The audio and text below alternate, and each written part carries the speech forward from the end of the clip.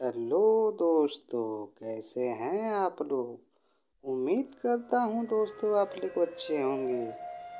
तो आज आप लोग को हम एक नई स्टोरी सुनाएंगे जिसका नाम है पत्थर कैसे बने भगवान। तो आइए चलिए जानते हैं इसके बारे में। कई बार जब लोग जीवन में काम करना शुरू करते हैं तब उन्हें बहुत ज़्यादा दर्द होता है, तकलीफ होती है, उन्हें बहुत ज़्यादा मेहनत करना पड़ता है और ये बात उनसे बर्दाश्त नहीं हो पाती है।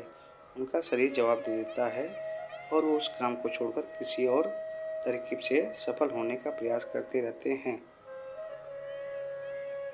लेकिन याद रखिएगा, इस प्रकार से कोई भी व्यक्ति जीवन में सफल नहीं हो पाता। याद रखिएगा कि सफलता का मार्ग मेहनत, दर्द और तकलीफ से होकर गुजरेगा और यह आपको सहना ही पड़ेगा।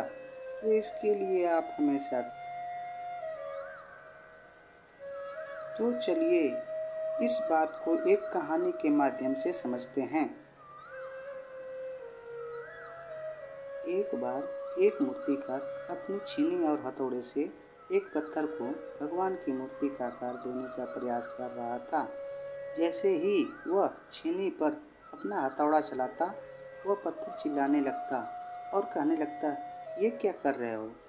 मुझे इतना मार क्यों रहे हो? मुझे बहुत दुख हो रहा है, तकलीफ हो रही है, पीड़ा हो रही है। मुझे अपने हाल पर छोड़ दो और यहाँ से चले जाओ। मूर्तिकार ने उस पत्थर से कहा, मुझे बहुत अच्छे से पता है कि तुम्हें बहुत ज़्यादा दर्द हो रहा है, तकलीफ हो रही है और तुम बहुत ही ज़्यादा पीड़ा में हो। लेकिन आज तुमने इस दर्द को नहीं सहा, इस तकलीफ को नहीं सहा, तो जीवन भर तुम यही इसी प्रकार से पड़े रहोगे। और कौन सी चीज़ गलत है? मुझे बहुत ज़्यादा दर्द हो रहा है। अब मैं इस तकलीफ को बहुत ज़्यादा सह नहीं सकता। मैं जिस हाल में हूँ, जो हाल में हूँ, छोड़कर मुझे तुम यहाँ से चले जाओ। मुझे पता है कि तुम्हें आगे बढ़ने की अपार संभावना है। तुम एक बहुत अच्छे पत्थर हो, लेकिन यदि तुम इसी प्रकार से रहोगे तो कभी भी आगे नहीं बढ़ पाओगे। इतना कहकर मूर्तिकार औजार उठाए ही थे कि पत्थर फिर से चिल्लाने लगा, गिड़गिड़ाने लगा, विनती करने लगा कि मुझे अपने हाल पर छोड़ दो।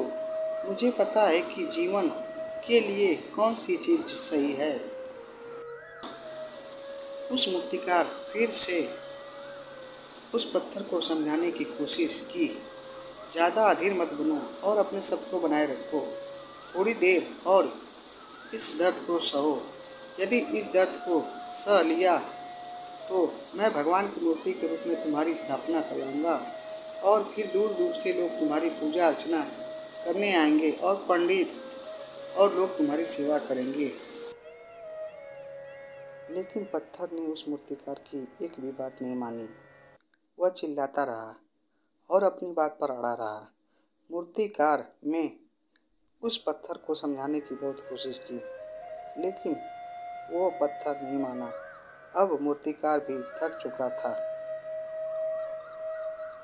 और वह उस पत्थर को छोड़कर आगे बढ़ गया और थोड़ी ही दूर जाकर देखा कि एक और बहुत ही अच्छा पत्थर वहाँ पड़ा हुआ है। उसने छीनी और हथौड़ी उठाई और उस पत्थर को मूर्ति बनाने के लिए वह तैयार हो गया। मूर्तिकार ने छीनी और हथौड़ी का वार दूसरे पत्थर पर जारी रखा।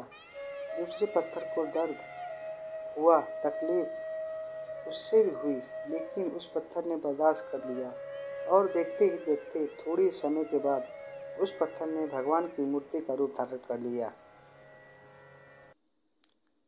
थोड़े दिन बाद उस मूर्ति की एक मंदिर में स्थापना हो गई। धीरे धीरे करके लोग वहाँ पूजा पाठ करने आने लगे। लोगों की मन्नतें वहाँ से पूरी होने लगी और वहाँ मंदिर बहुत ही ज़्यादा प्रसिद्ध हो गया। अब धीरे धीरे करके दूर दूर के गांव से लोग वहाँ पूजा पाठ करने आने लगे। फिर एक दिन और उस पत्थर को उसी मंदिर में लाया गया और उसे एक कोने में रख दिया गया। अब लोग आते और उस पर नारियल फोड़ते। ये कोई और पत्थर नहीं बल्कि वही पत्थर था जिसने दर्द को नहीं सहा था। अब वो पत्थर मन ही मन बहुत ज़्यादा पछता रहा था, दुखी हो रहा था और अपने आप से कह रहा था, काश मैंने उस दिन उस दर्द को, उस तकलीफ को सह लिया होता तो आज लोग मेरी भी पूजा करते। क्योंकि कोई और रास्ता आपको सफलता नहीं दे सकता। आपको उस दर्द को, उस तकलीफ को सहना ही होगा और उस दर्द को, उस तकलीफ को सहकर आप ज़्यादा मजबूत बनेंगे और तभी आप अपने जीवन में आगे बढ़ पाएंगे। और जीवन में हमेशा याद रखिएगा कि आपको पहले पत्थर की तरह नहीं बल्कि दूसरे पत्थर की तरह बनना है। इसलिए आप भी अपने जीवन में हमेशा याद रखिएगा कि जब भी आप अपने करियर की शुरुआत में किसी काम को कर रहे हो या पढ़ाई कर रहे हो या कोई काम कर रहे हो और उसमें आपको दर्द हो रहा है, तकलीफ हो रही है, ज़्यादा मेहनत करना पड़ रहा है, तो आप रुकिएगा मत, किसी और रास्ते की शुरुआत मत करिएगा। यदि ये कहानी आपको पसंद आई हो और इससे कोई सीख मिली हो तो अपने दोस्तों और अन्य लोगों के साथ शेयर करिएगा। और हमारे चैनल SK मोटिवेशनल स्टोरी, इसका लिंक है @SK मोटिवेशन 151, तो चैनल को सब्सक्राइब और शेयर जरूर करिएगा। धन्यवाद।